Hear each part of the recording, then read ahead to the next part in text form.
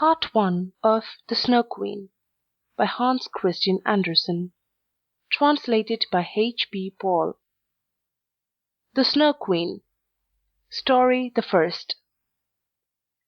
Which describes a looking glass and the broken fragments.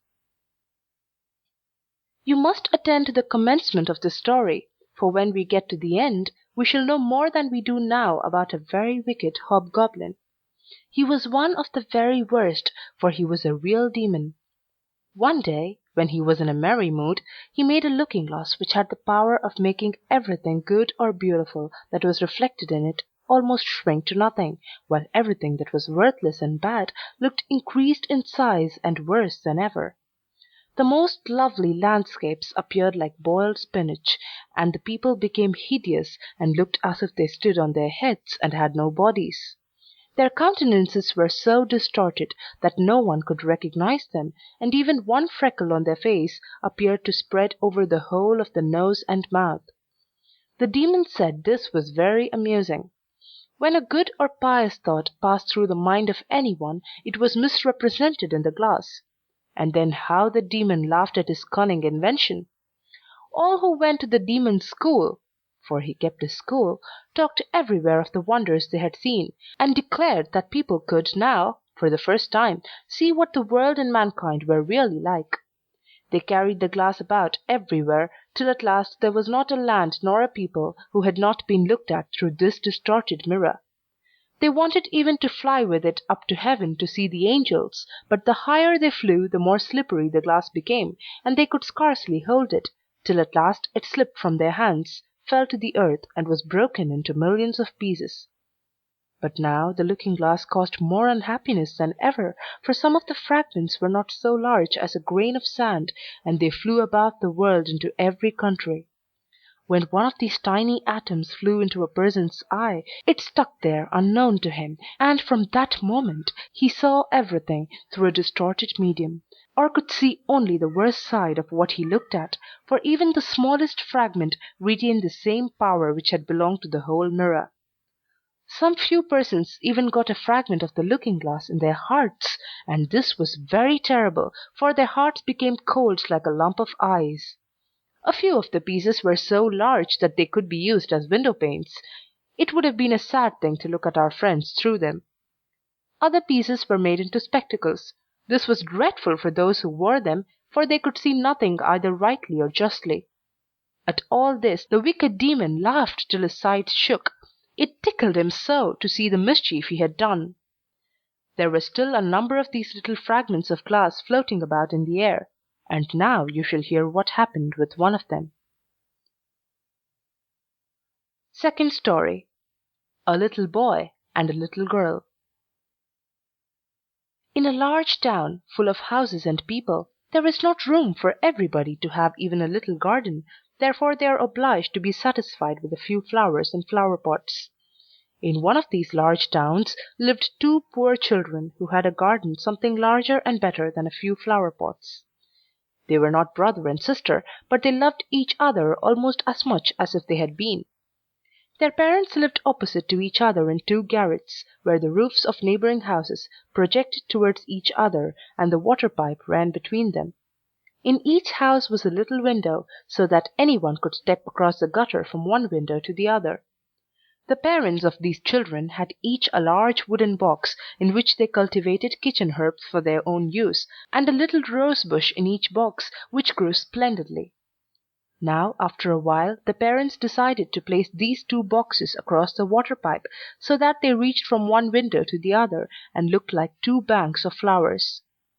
Sweet peas drooped over the boxes, and the rose bushes shot forth long branches, which were trained round the windows and clustered together almost like a triumphal arch of leaves and flowers.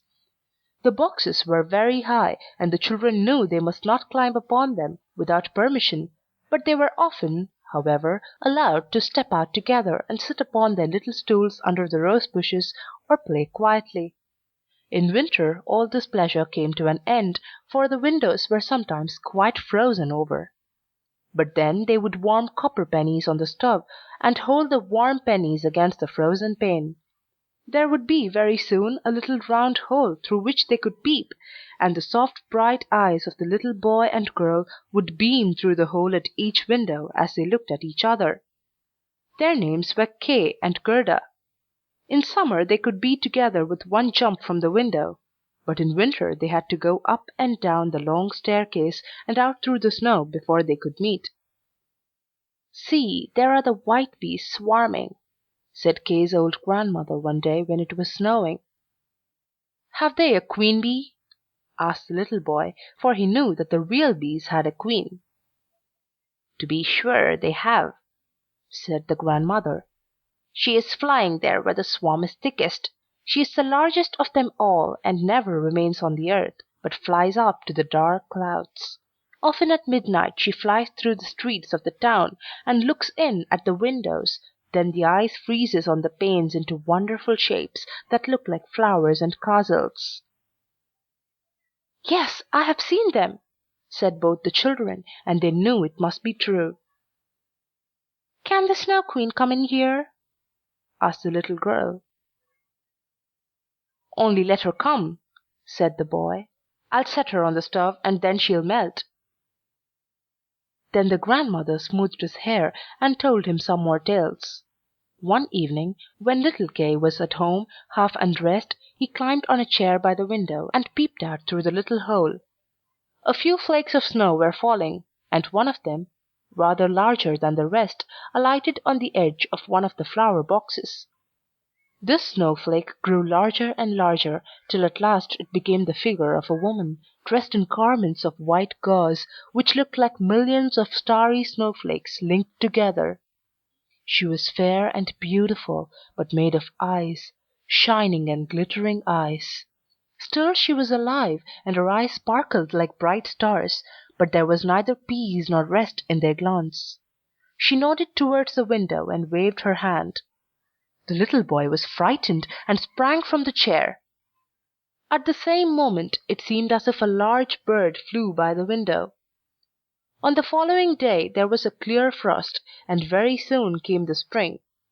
The sun shone, the young green leaves burst forth, the swallows built their nests, windows were opened, and the children sat once more in the garden on the roof, high above all the other rooms. How beautiful the roses blossomed this summer! The little girl had learnt a hymn in which roses were spoken of, and then she thought of their own roses, and she sang the hymn to the little boy, and he sang too: "Roses bloom and cease to be, but we shall the Christ child see." Then the little ones held each other by the hand, and kissed the roses, and looked at the bright sunshine, and spoke to it as if the Christ child was there. Those were splendid summer days. How beautiful and fresh it was out among the rose bushes, which seemed as if they would never leave off blooming. One day Kay and Gerda sat looking at a book full of pictures of animals and birds, and then just as the clock in the church tower struck 12, Kay said, "Oh, something has struck my heart!" And soon after, "There is something in my eye." The little girl put her arm round his neck and looked into his eye, but she could see nothing. "I think it is gone," he said. But it was not gone. It was one of those bits of the looking glass, that magic mirror, of which we have spoken.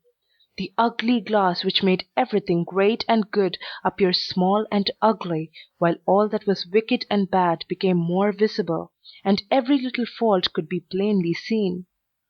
Poor little Kay had also received a small grain in his heart, which very quickly turned into a lump of ice. He felt no more pain, but the glass was there still.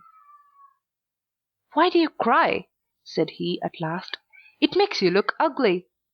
There is nothing the matter with me now. Oh, see!" he cried suddenly. "That rose is worm eaten, and this one is quite crooked. After all, they are ugly roses, just like the box in which they stand." And then he kicked the boxes with his foot, and pulled off the two roses. "Kay, what are you doing?" cried the little girl. And then, when he saw how frightened she was, he tore off another rose, and jumped through his own window, away from little Gerda. When she afterwards brought out the picture book, he said, It was only fit for babies and long clothes." And when grandmother told any stories, he would interrupt her with, "But," or, when he could manage it, he would get behind her chair, put on a pair of spectacles and imitate her very cleverly to make people laugh. By and by he began to mimic the speech and gait of persons in the street. All that was peculiar or disagreeable in a person he would imitate directly, and the people said, "That boy will be very clever. He has a remarkable genius." But it was the piece of glass in his eye and the coldness in his heart that made him act like this. He would even tease little Gerda, who loved him with all her heart. His games, too, were quite different. They were not so childish. One winter's day, when it snowed, he brought out a burning glass, then he held out the tail of his blue coat and let the snowflakes fall upon it. "Look in this glass, Gerda," said he, and she saw how every flake of snow was magnified and looked like a beautiful flower or a glittering star. "Is it not clever?" said Kay, "and much more interesting than looking at real flowers? There is not a single fault in it, and the snowflakes are quite perfect till they begin to melt." Soon after, Kay made his appearance in large thick gloves, and with his sledge at his back. He called upstairs to Gerda, "I've got leave to go into the great square, where the other boys play and ride." And away he went. In the great square, the boldest among the boys would often tie their sledges to the country people's carts, and go with them a good way. This was capital. But while they were all amusing themselves, and Kay with them, a great sledge came by. It was painted white, and in it sat someone, wrapped in a rough white fur, and wearing a white cap.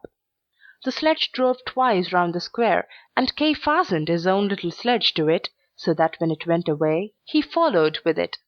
It went faster and faster right through the next street, and then the person who drove turned round and nodded pleasantly to Kay, just as if they were acquainted with each other. But whenever Kay wished to loosen his little sledge, the driver nodded again, so Kay sat still, and they drove out through the town gate. Then the snow began to fall so heavily that the little boy could not see a hand's breadth before him, but still they drove on. Then he suddenly loosened the cord so that the large sled might go on without him, but it was of no use, his little carriage held fast, and away they went like the wind. Then he called out loudly, but nobody heard him, while the snow beat upon him, and the sledge flew onwards. Every now and then it gave a jump as if it were going over hedges and ditches. The boy was frightened, and tried to say a prayer, but he could remember nothing but the multiplication table. The snowflakes became larger and larger, till they appeared like great white chickens. All at once they sprang on one side, the great sledge stopped, and the person who had driven it rose up. The fur and the cap, which were made entirely of snow, fell off, and he saw a lady, tall and white. It was the Snow Queen. "We have driven well," said she, "but why do you tremble? Here, creep into my warm fur." Then she seated him beside her in the sledge, and as she wrapped the fur around him, he felt as if he were sinking into a snowdrift. "Are you still cold?" she asked, as she kissed him on the forehead. The kiss was colder than ice. It went quite through to his heart, which was already almost a lump of ice. He felt as if he were going to die, but only for a moment. He soon seemed quite well again, and did not notice the cold around him. "My sledge! Don't forget my sledge!" was his first thought, and then he looked and saw that it was bound fast to one of the white chickens, which flew behind him with the sledge at its back. The Snow Queen kissed little Kay again, and by this time he had forgotten little Gerda, his grandmother, and all at home. "Now you must have no more kisses," she said, "or I should kiss you to death." Kay looked at her, and saw that she was so beautiful he could not imagine a more lovely and intelligent face. She did not now seem to be made of ice, as when he had seen her through his window, and she had nodded to him. In his eyes she was perfect, and she did not feel at all afraid. He told her he could do mental arithmetic, as far as fractions, and that he knew the number of square miles and the number of inhabitants in the country. And she always smiled so that he thought he did not know enough yet, and she looked round the vast expanse as she flew higher and higher with him upon a black cloud, while the storm blew and howled as if it were singing old songs. They flew over woods and lakes, over sea and land. Below them roared the wild wind. The wolves howled and the snow crackled. Over them flew the black screaming crows, and above all shone the moon, clear and bright. And so Kay passed through the long winter's night, and by day he slept at the feet of the Snow Queen. End of Part 1 of The Snow Queen.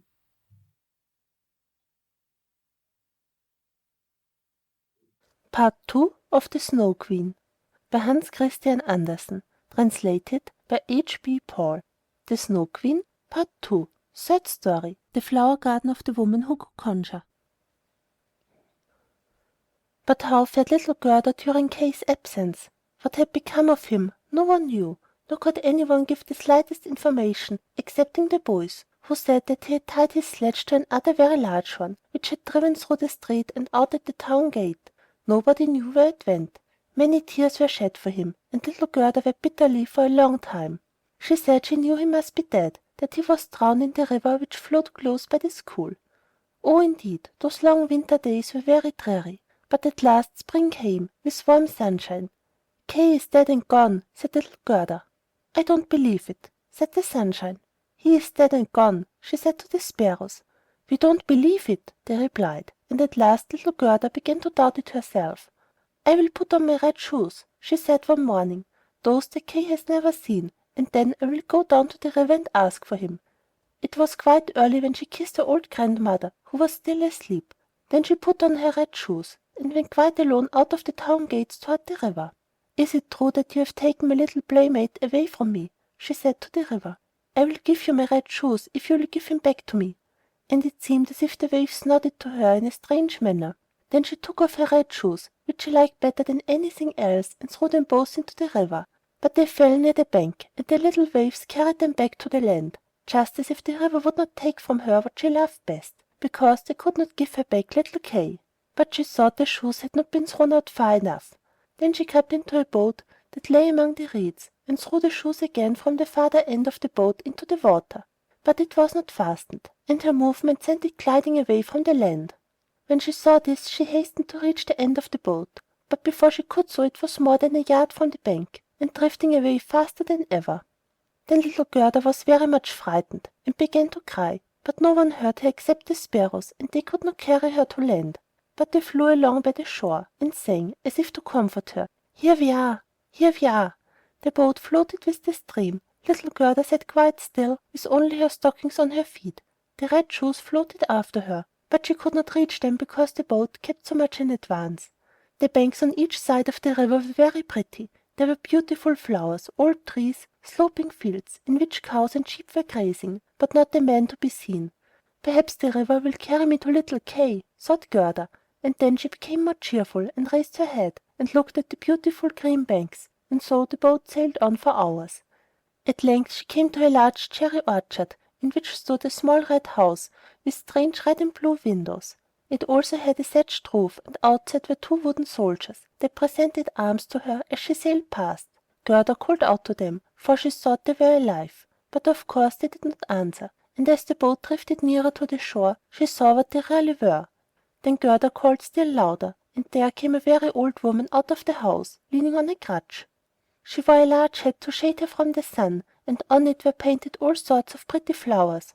"You poor little child," said the old woman, "how did you manage to come all this distance into a wide world on such a rapid rolling stream?" And then the old woman walked in the water, seized the boat with her crutch, drew it to land, and lifted Gerda out, and Gerda was glad to feel herself on dry ground, although she was rather afraid of the strange old woman. "Come and tell me who you are," said she, "and how came you here?" Then Gerda told her everything, while the old woman shook her head and said, "Hem, hem." And when she had finished, Gerda asked if she had not seen little Kay, and the old woman told her he had not passed by that way, but he very likely would come. So she told Gerda not to be sorrowful, but to taste the cherries and look at the flowers. They were better than any picture book, for each of them could tell a story. Then she took Gerda by the hand and led her into the little house, and the old woman closed the door. The windows were very high, and as the panes were red, blue, and yellow, the daylight shone through them in all sorts of singular colors. On the table stood beautiful cherries, and Gerda had permission to eat as many as she would. While she was eating them, the old woman combed out her long flaxen ringlets with a golden comb, and the glossy curls hung down on each side of the little round, pleasant face, which looked fresh and blooming as a rose. "I have long wished for a dear little maiden like you," said the old woman, "and now you must stay with me and see how happily we shall live together." And while she went on combing little Gerda's hair, she thought less and less about her adopted brother Kay, for the old woman could conjure, although she was not a wicked witch. She conjured only a little for her own amusement, and now because she wanted to keep Gerda. Therefore she went into the garden and stretched out her crutch towards all the rose trees, beautiful though they were, and they immediately sunk into the dark earth, so that no one could tell where they had once stood.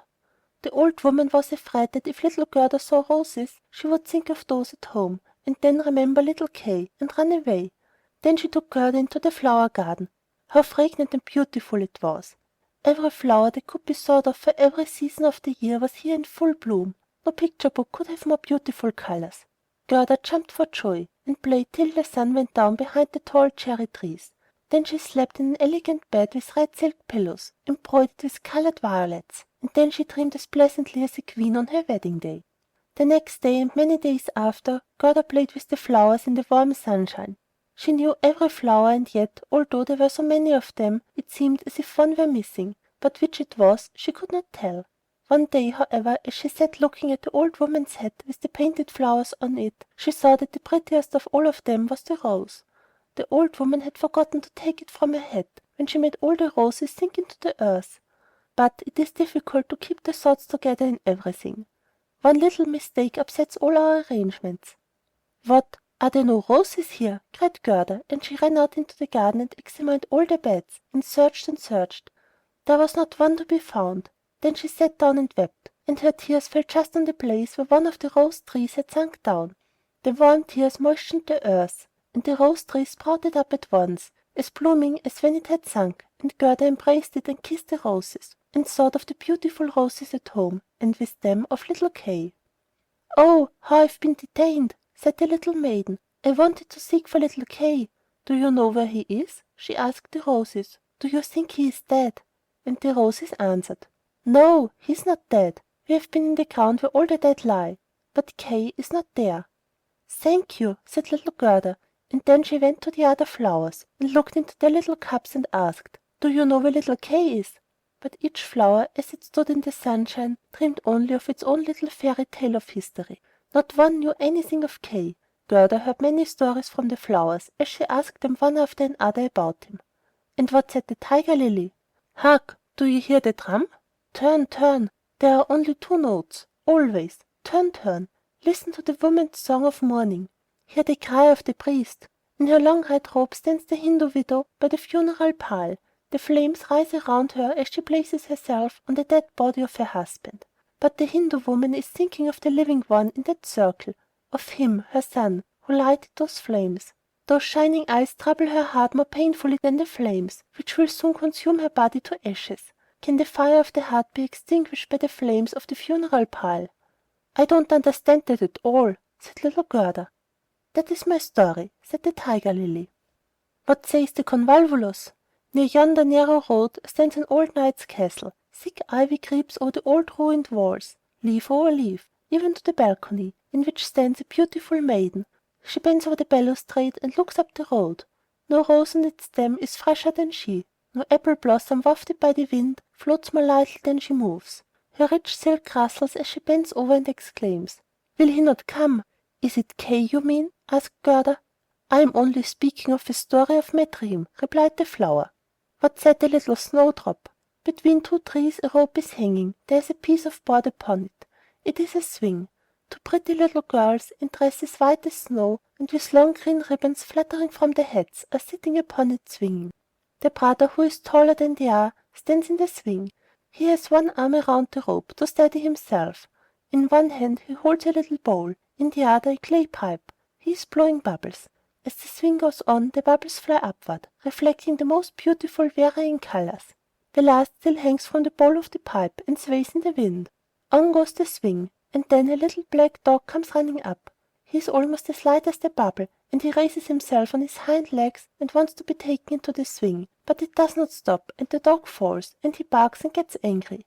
The children stoop towards him, and the bubble bursts. A swinging plank, a light sparkling foam picture. That is my story. "It may all be very pretty what you are telling me," said little Gerda, "but you speak so mournfully, and you do not mention little Kay at all." "What do the hyacinths say?" "There were three beautiful sisters, fair and delicate. The dress of one was red, of the second blue, and of the third pure white. Hand in hand they danced in the bright moonlight by the calm lake, but they were human beings, not fairy elves. The sweet fragrance attracted them, and they disappeared in the wood. Here the fragrance became stronger. Three coffins, in which lay the three beautiful maidens, glided from the thickest part of the forest across the lake. The fireflies flew lightly over them, like little floating torches. Do the dancing maidens sleep, or are they dead? The scent of the flower says that they are corpses. The evening bell tolls their knell." "You make me quite sorrowful," said little Gerda. "Your perfume is so strong. You make me think of dead maidens. Ah, is little Kay really dead then? The roses have been in the earth, and they say no." "Cling, clang," tolled the hyacinth bells. "We are not tolling for little Kay. We do not know him. We sing our song, the only one we know." Then Gerda went to the buttercups that were glittering amongst the bright green leaves. "You are little bright suns," said Gerda. "Tell me if you know where I can find my playfellow." And the buttercups sparkled gaily and looked again at Gerda. What song could the buttercups sing? It was not about Kay. The bright warm sun shone on a little court on the first warm day of spring. His bright beams rested on the white walls of the neighboring house, and close by loomed the first yellow flower of the season, glittering like gold in the sun's warm ray. An old woman sat in her armchair at the house door, and her granddaughter, a poor and pretty servant maid, came to see her for a short visit. When she kissed her grandmother, there was gold everywhere. The gold of the heart is that holy kiss. It was a golden morning. There was gold in the beaming sunlight, gold in the leaves of the lowly flower, and on the lips of the maiden. "There, that is my story," said the buttercup. "My poor old grandmother," said Gerda. "She is longing to see me, and grieving for me as she did for little Kay. But I shall soon go home now, and take little Kay with me. It is no use asking the flowers. They know only their own songs, and can give no information." And then she tucked up her little dress that she might run faster, but the narcissus caught her by the leg as she was jumping over it. So she stopped and looked at the tall flower and said, "Perhaps you may know something." And then she stooped down quite close to the flower and listened. And what did he say? "I can see myself, I can see myself," said the narcissus. "Oh, how sweet is my perfume!" Up in a little room with a bow window stands a little dancing girl, half undressed. She stands sometimes on one leg, sometimes on both, and looks as if she would tread the whole world under her feet. She is nothing but delusion. She is pouring water out of a teapot on a piece of stuff which she holds in her hand. It is her bodice. "Cleanliness is a good thing," she says. Her white dress hangs on a peg. It has also been washed in the teapot and dried on the roof. She puts it on and ties a saffron-colored handkerchief around her neck, which makes the dress look whiter. See how she stretches out her legs, as if she were showing off on a stem. I can see myself, I can see myself." "What do I care for all that?" said Gerda. "You need not tell me such stuff." And then she ran to the other end of the garden. The door was fastened, but she pressed against the rusty latch, and it gave way. The door sprang open, and little Gerda ran out with bare feet into the wide world. She looked back 3 times, but no one seemed to be following her. At last she could run no longer, so she sat down to rest on a great stone. And when she looked round she saw that summer was over and autumn very far advanced. She had known nothing of this in the beautiful garden where the sun shone and the flowers grew all the year round. "Oh, how I have wasted my time!" said little Gerda. "It is autumn. I must rest no longer." And she rose up to go on. But her feet were wounded and sore, and everything around her looked so cold and bleak. The long willow leaves were quite yellow. The dewdrops fell like water. Leaf after leaf dropped from the trees. The sloe thorn alone still bore fruit, but the sloes were sour, and set the teeth on edge. Oh, how dark and weary the whole world appeared. End of Part 2 of The Snow Queen. Part 3 of The Snow Queen. by Hans Christian Andersen. Translated by H. B. Paul. The Snow Queen. Fourth story. The Prince and Princess. Gerda was obliged to rest again, and just opposite the place where she sat she saw a great crow come hopping across the snow toward her. He stood looking at her for some time, and then he wagged his head and said, "Caw, caw! Good day, good day." He pronounced the words as plainly as he could, because he meant to be kind to the little girl, and then he asked her where she was going all alone in the wide world. The word alone Gerda understood very well, and knew how much it expressed. So then she told the crow the whole story of her life and adventures, and asked him if he had seen little Kay. The crow nodded his head very gravely, and said, "Perhaps I have. It may be." "No, do you think you have?" cried little Gerda, and she kissed the crow and hugged him almost to death with joy. "Gently, gently," said the crow. "I believe I know. I think it may be little Kay, but he has certainly forgotten you by this time for the Princess." "Does he live with the Princess?" asked Gerda. "Yes, listen," replied the crow. "But it is so difficult to speak your language. If you understand the crow's language, then I can explain it better. Do you?" "No, I have never learnt it," said Gerda. "But my grandmother understands it, and used to speak it to me. I wish I had learnt it." "It does not matter," answered the crow. "I will explain as well as I can, although it will be very badly done." And he told her what he had heard. "In this kingdom where we now are," said he, "there lives a princess who is so wonderfully clever that she has read all the newspapers in the world, and forgotten them too, although she is so clever. A short time ago, as she was sitting on her throne, which people say is not such an agreeable seat as is often supposed, she began to sing a song, which commences in these words: 'Why should I not be married?' 'Why not indeed?' said she, and so she determined to marry if she could find a husband who knew what to say when he was spoken to, and not one who could only look grand, for that was so tiresome. Then she assembled all her court ladies together at the beat of the drum, and when they heard of her intentions they were very much pleased. 'We are so glad to hear it,' said they. 'We were talking about it ourselves the other day.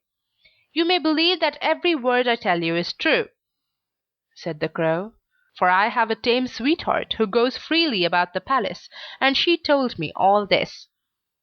Of course his sweetheart was a crow, for birds of a feather flock together, and one crow always chooses another crow. Newspapers were published immediately, with a border of hearts, and the initials of the Princess among them. They gave notice that every young man who was handsome was free to visit the castle and speak with the Princess, and those who could reply loud enough to be heard when spoken to were to make themselves quite at home at the palace, but the one who spoke best would be chosen as a husband for the Princess.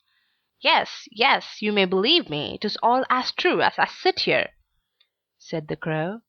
"The people came in crowds. There was a great deal of crushing and running about, but no one succeeded either on the first or second day. They could all speak very well while they were outside in the streets, but when they entered the palace gates, and saw the guards in silver uniforms, and the footmen in their golden livery on the staircase, and the great halls lighted up, they became quite confused. And when they stood before the throne on which the Princess sat, they could do nothing but repeat the last words she had said. And she had no particular wish to hear her own words ever again. It was just as if they had all taken something to make them sleepy while they were in the palace, for they did not recover themselves nor speak till they got back again into the street. There was quite a long line of them, reaching from the town gate to the palace. I went myself to see them," said the crow.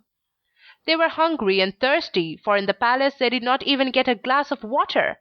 Some of the wisest had taken a few slices of bread and butter with them, but they did not share it with their neighbors. They thought if they went in to the Princess looking hungry, there would be a better chance for themselves." "But Kay! Tell me about little Kay," said Gerda. "Was he amongst the crowd?" "Stop a bit. We are just coming to him. It was on the third day. There came marching cheerfully along to the palace a little personage without horses or carriage, his eyes sparkling like yours. He had beautiful long hair, but his clothes were very poor." "That was Kay!" said Gerda joyfully. "Oh, then I have found him," said she, and she clapped her hands. "He had a little knapsack on his back," added the crow. "No, it must have been his sledge," said Gerda, "for he went away with it." "It may have been so," said the crow. "I did not look at it very closely, but I know from my tame sweetheart that he passed through the palace gates, saw the guards in their silver uniform, and the servants in their liveries of gold on the stairs, but he was not in the least embarrassed. 'It must be very tiresome to stand on the stairs,' he said. 'I prefer to go in.' The rooms were blazing with light. Councillors and ambassadors walked about with bare feet, carrying golden vessels. It was enough to make any one feel serious. His boots creaked loudly as he walked, and yet he was not at all uneasy. "It must be Kay," said Gerda. "I know he had new boots on.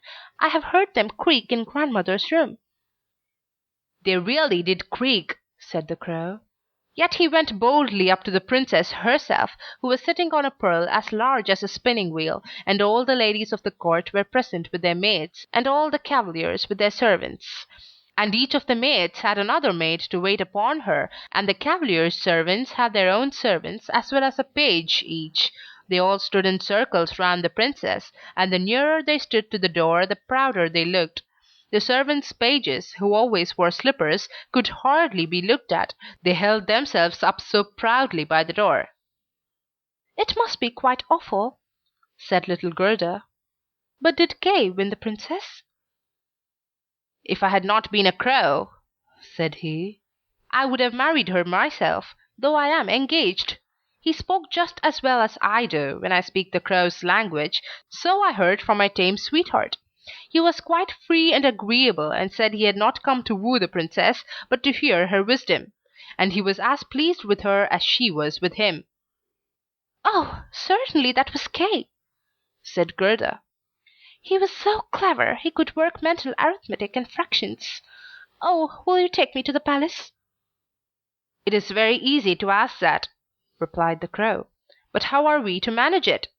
However, I will speak about it to my tame sweetheart, and ask her advice.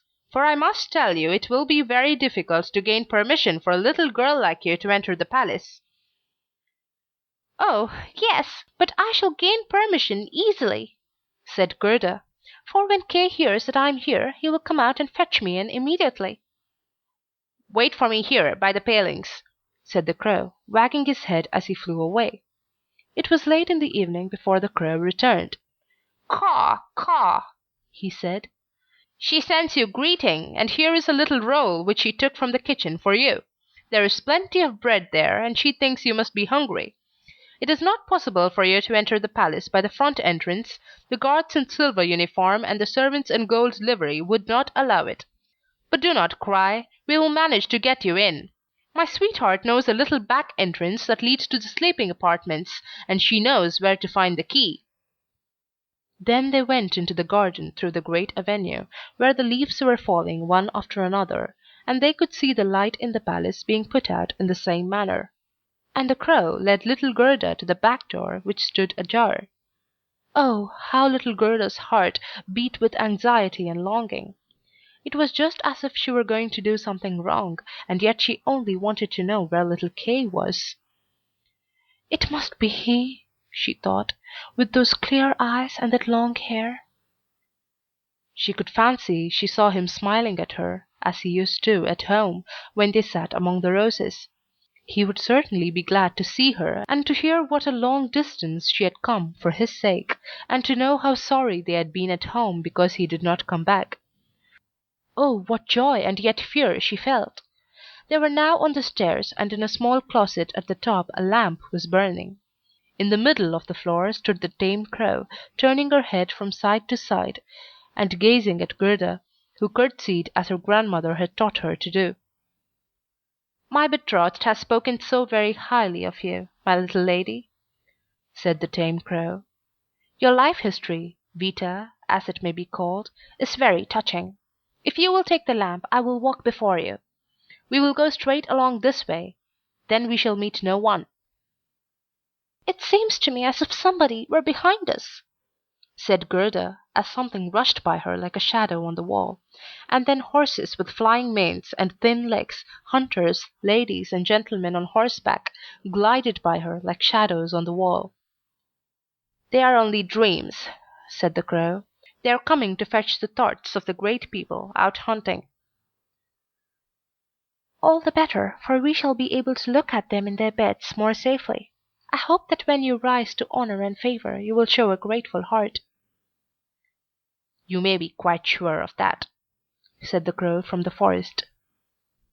They now came into the first hall, the walls of which were hung with rose-colored satin, embroidered with artificial flowers. Here the dreams again flitted by them, but so quickly that Gerda could not distinguish the royal persons.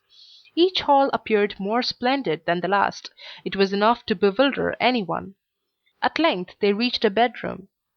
The ceiling was like a great palm tree, with glass leaves of the most costly crystal, and over the center of the floor two beds, each resembling a lily, hung from a stem of gold. One, in which the princess lay, was white, the other was red, and in this Gerda had to seek for little Kay. She pushed one of the red leaves aside, and saw a little brown neck. Oh, that must be Kay! She called his name out quite loud, and held the lamp over him. The dreams rushed back into the room on horseback. He woke, and turned his head round. It was not little Kay! The prince was only like him in the neck, still he was young and pretty. Then the princess peeped out of her white lily bed, and asked what was the matter. Then little Gerda wept and told her story, and all that the crows had done to help her. "You poor child!" said the prince and princess.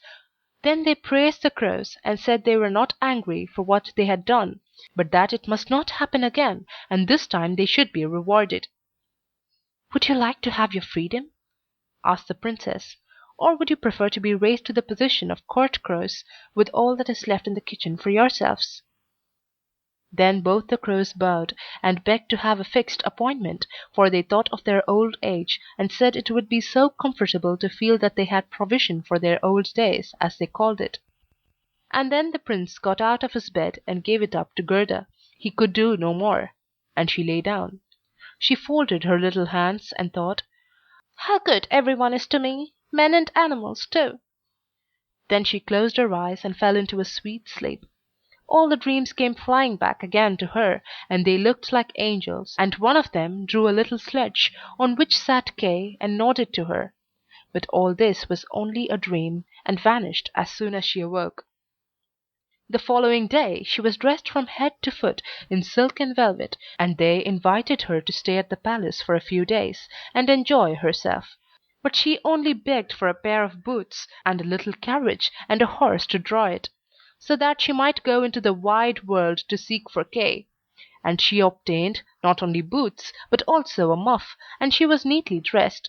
And when she was ready to go, there, at the door, she found a coach made of pure gold, with the coat of arms of the prince and princess shining upon it like a star, and the coachman, footmen, and outriders all wearing golden crowns on their heads.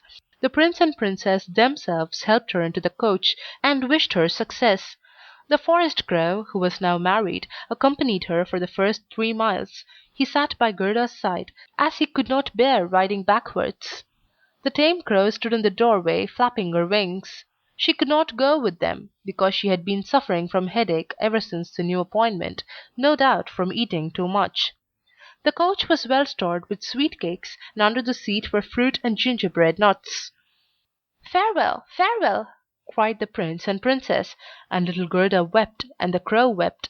And then, after a few miles, the crow also said, "Farewell!" and this was the saddest parting. However, he flew to a tree, and stood flapping his black wings as long as he could see the coach, which glittered in the bright sunshine. End of Part 3 of The Snow Queen.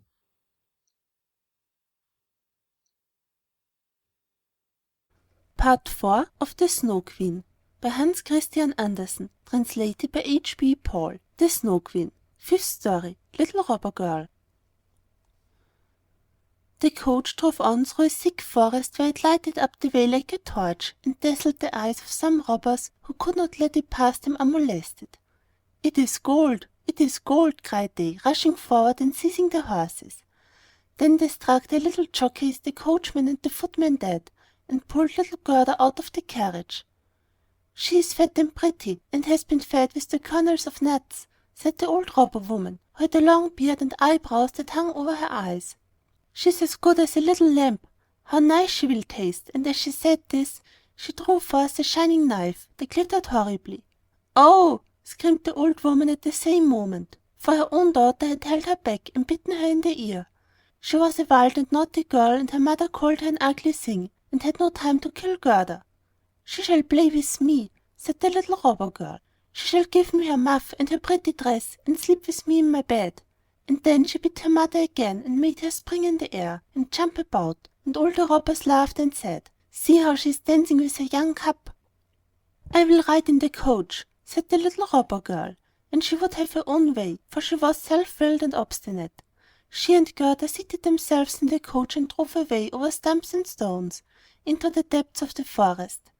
The little robber girl was about the same size as Gerda, but stronger. She had broad shoulders and a darker skin. Her eyes were quite black, and she had a mournful look. She clasped little Gerda around the waist and said, "They shall not kill you as long as you don't make us vexed with you. I suppose you are a princess?" "No," said Gerda, and then she told all her history and how fond she was of little Kay.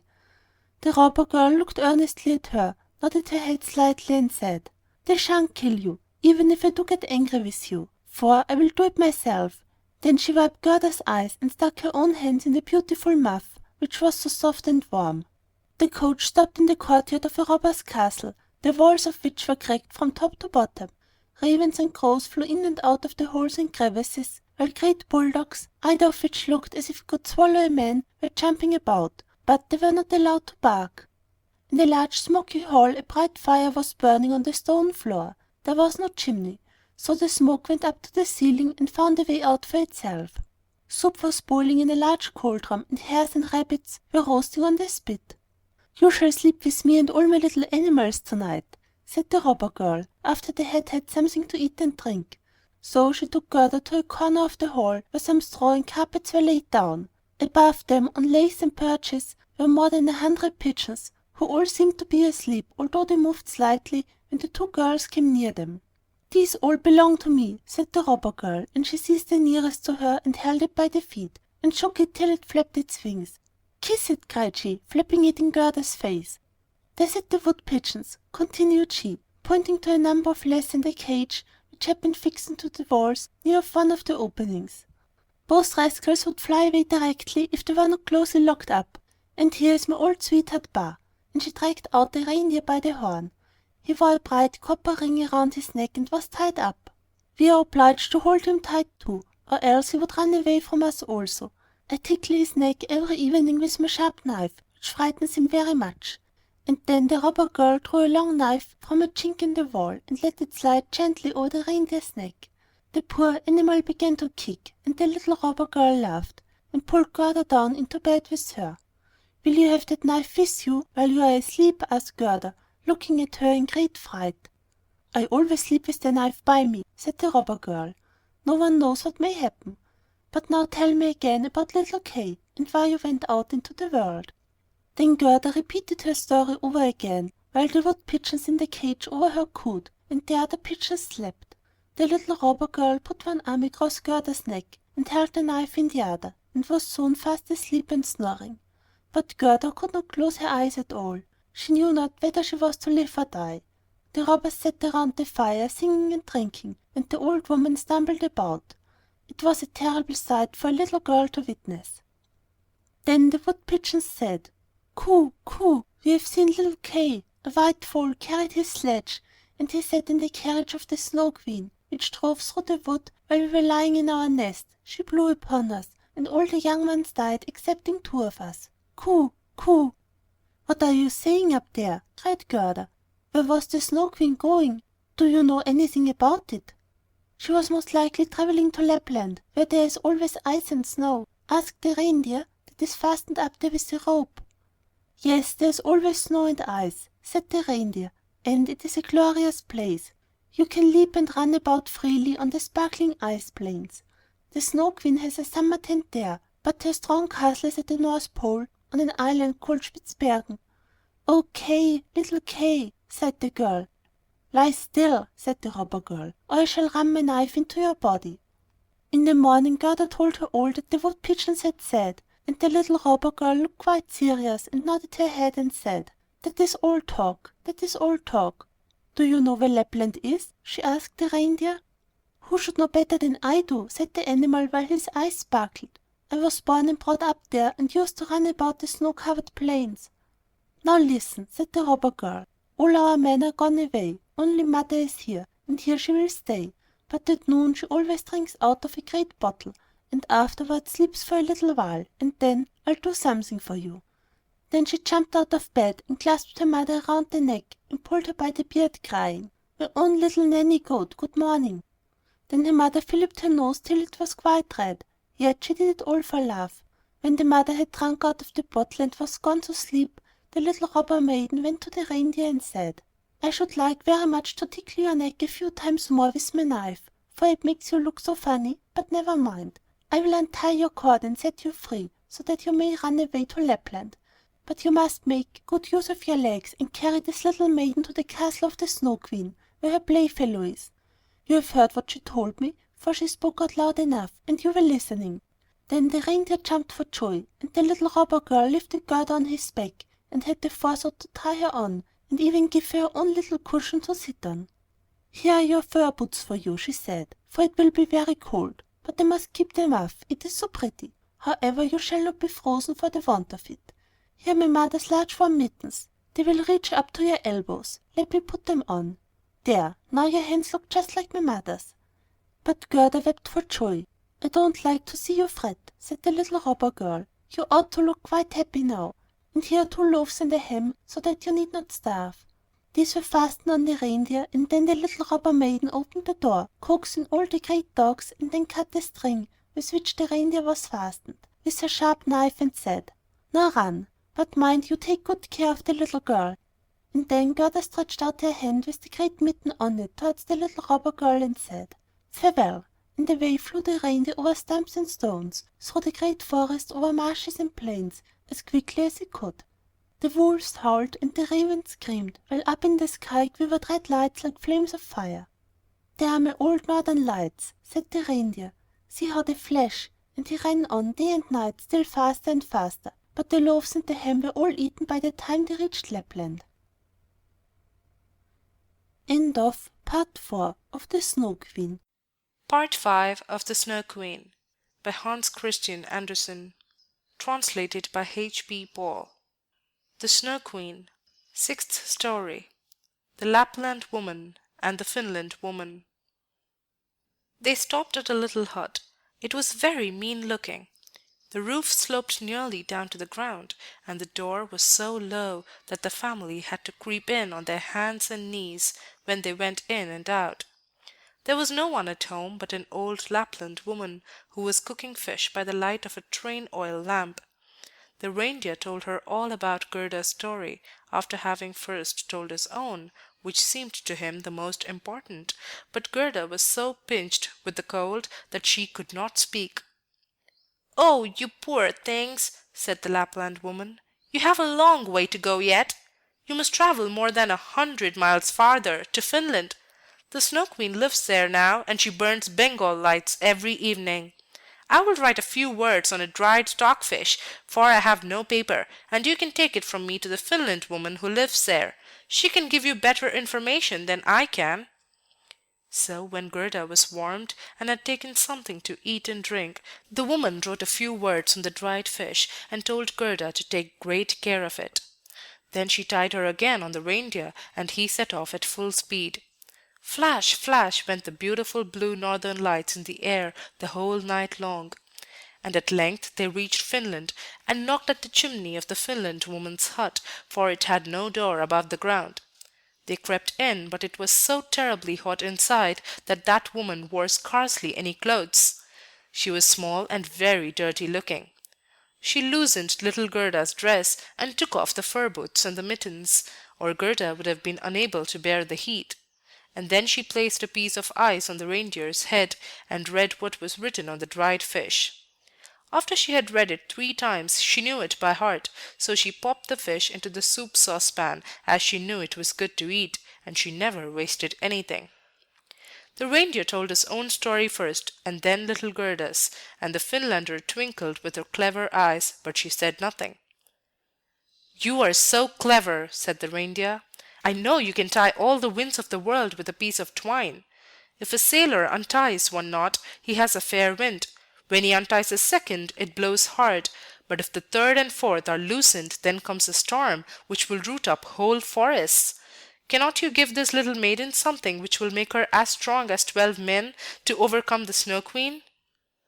"The power of 12 men," said the Finland woman. "That would be of very little use." But she went to a shelf and took down and unrolled a large skin, on which were inscribed wonderful characters, and she read till the perspiration ran down from her forehead. But the reindeer begged so hard for little Gerda, and Gerda looked at the Finland woman with such beseeching, tearful eyes, that her own eyes began to twinkle again. So she drew the reindeer into a corner and whispered to him while she laid a fresh piece of ice on his head. "Little Kay is really with the Snow Queen, but he finds everything there so much to his taste and his liking that he believes it is the finest place in the world. But this is because he has a piece of broken glass in his heart, and a little piece of glass in his eye. These must be taken out, or he will never be a human being again, and the Snow Queen will retain her power over him." "But can you not give little Gerda something to help her to conquer this power?" "I can give her no greater power than she has already," said the woman. "Don't you see how strong that is? How men and animals are obliged to serve her, and how well she has got through the world barefooted as she is? She cannot receive any power from me greater than she now has, which consists in her own purity and innocence of heart. If she cannot herself obtain access to the Snow Queen and remove the glass fragments from little Kay, we can do nothing to help her. 2 miles from here the Snow Queen's garden begins. You can carry the little girl so far, and set her down by the large bush which stands in the snow, covered with red berries. Do not stay gossiping, but come back here as quickly as you can." Then the Finland woman lifted little Gerda upon the reindeer, and he ran away with her as quickly as he could. "Oh, I have forgotten my boots and my mittens!" cried little Gerda as soon as she felt the cutting cold, but the reindeer dared not stop. So he ran on till he reached the bush with the red berries. Here he set Gerda down, and he kissed her, and the great bright tears trickled over the animal's cheeks. Then he left her and ran back as fast as he could. There stood poor Gerda, without shoes, without gloves, in the midst of cold, dreary, ice-bound Finland. She ran forwards as quickly as she could, when a whole regiment of snowflakes came round her. They did not, however, fall from the sky, which was quite clear and glittering with the northern lights. The snowflakes ran along the ground, and the nearer they came to her, the larger they appeared. Gerda remembered how large and beautiful they looked through the burning glass. But these were really larger and much more terrible, for they were alive, and were the guards of the Snow Queen, and had the strangest shapes. Some were like great porcupines, others like twisted serpents with their heads stretching out, and some few were like little fat bears with their hair bristled. But all were dazzlingly white, and all were living snowflakes. Then little Gerda repeated the Lord's Prayer, and the cold was so great that she could see her own breath come out of her mouth like steam as she uttered the words. The steam appeared to increase as she continued her prayer, till it took the shape of little angels who grew larger the moment they touched the earth. They all wore helmets on their heads and carried spears and shields. Their number continued to increase more and more, and by the time Gerda had finished her prayers, a whole legion stood round her. They thrust their spears into the terrible snowflakes so that they shivered into 100 pieces, and little Gerda could go forward with courage and safety. The angel stroked her hands and feet so that she felt the cold less, and she hastened on to the Snow Queen's castle. But now we must see what Kay is doing. In truth, he thought not of little Gerda, and never supposed she could be standing in the front of the palace. End of Part 5 of The Snow Queen.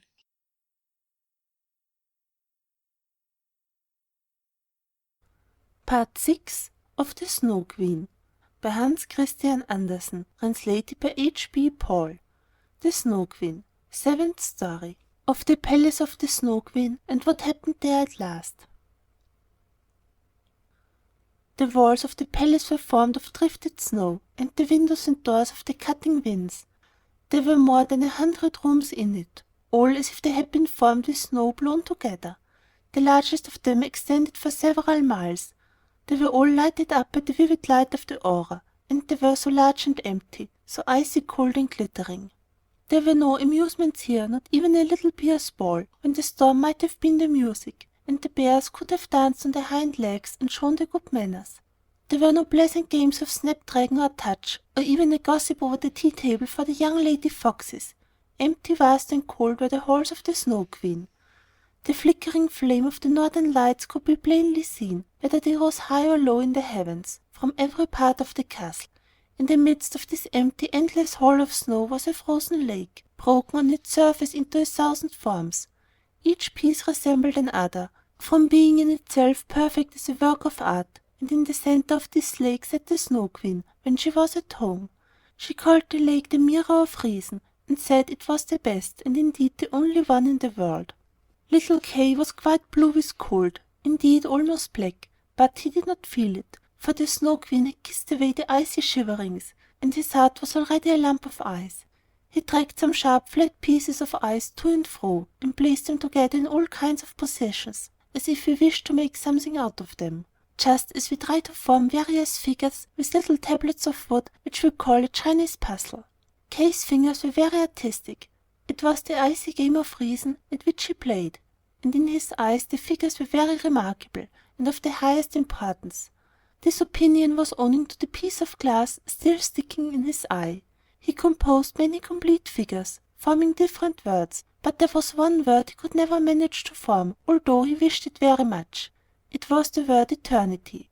The Snow Queen had said to him, "When you can find out this, you shall be your own master, and I will give you the whole world and a new pair of skates."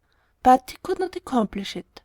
"Now I must hasten away to warmer countries," said the Snow Queen. "I will go and look into the black craters of the tops of the burning mountains, Etna and Vesuvius, as they are called. I shall make them look white, which will be good for them, and for their lemons and grapes."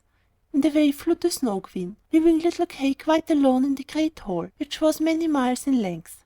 So he sat and looked at his pieces of ice, and was thinking so deeply, and sat so still, that anyone might have supposed he was frozen. Just at this moment it happened that little Gerda came through the great door of the castle.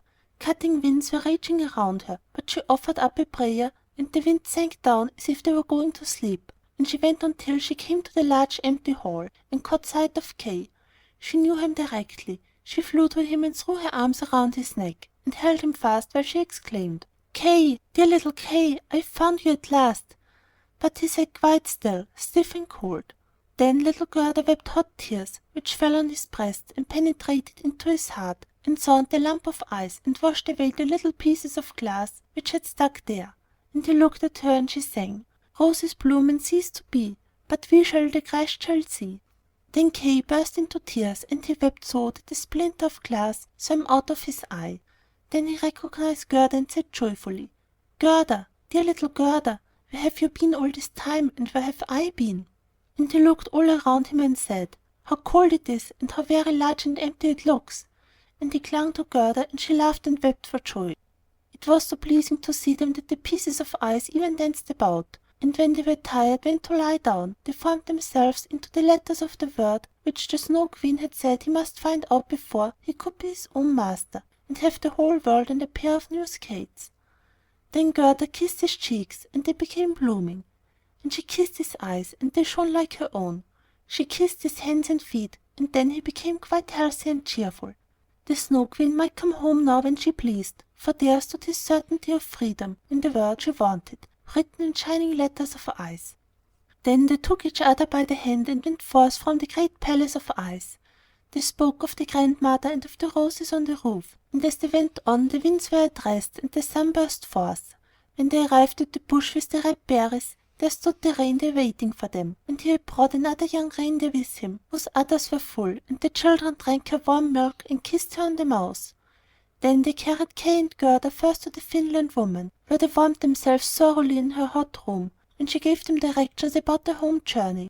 Next they went to the Lapland woman, who had made some new clothes for them and put their sleighs in order. Both the reindeer ran by their side and followed them as far as the boundaries of the country, where the first green leaves were budding. Here they took leave of the two reindeer and the Lapland woman, and all said farewell. Then the birds began to twitter, and the forest too was full of young green leaves, and out of it came a beautiful horse, which Gerda remembered, for it was one which had drawn the golden coach. A young girl was riding upon it, with a shining red cap on her head, and pistols in her belt. It was the little robber maiden, who had got tired of staying at home. She was going first to the north, and if that didn't suit her, she meant to try some other part of the world. She knew Gerda directly, and Gerda remembered her. It was a joyful meeting. "You're a fine fellow to go gadding about in this way," she said to little Kay. "I should like to know whether you deserve that anyone should go to the end of the world to find you."